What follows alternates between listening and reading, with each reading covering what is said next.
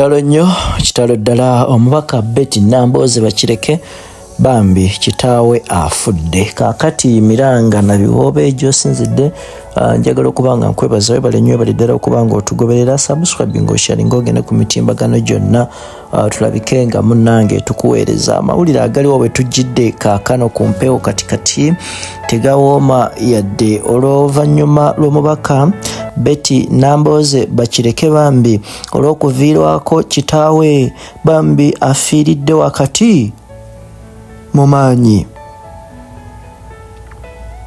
Taata wa Honorable Nambooze ng'ono yo abadde omwami Peter Kayongo Ssettuba bambi omukama amuyise okugenda oba oliawo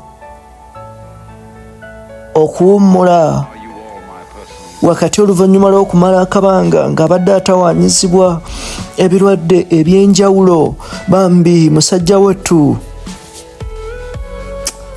amaze n'agenda.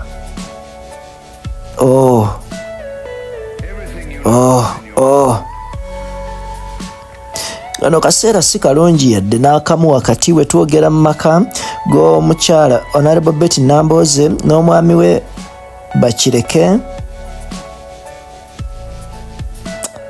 Ebintu si birungi yadde naye twagala okumusaasirako omukama ayongere okubanga abagumya. Musajja mukulu ono abadde muntu mugundiivu nnyo.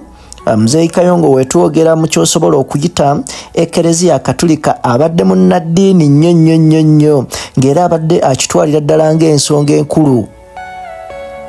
N'olwekyo osobola okugamba nti abadde inspirational olw'engeri gye yavaayo okubanga abadde musajja ssemaka, engeri gye yakuzaamu abaana.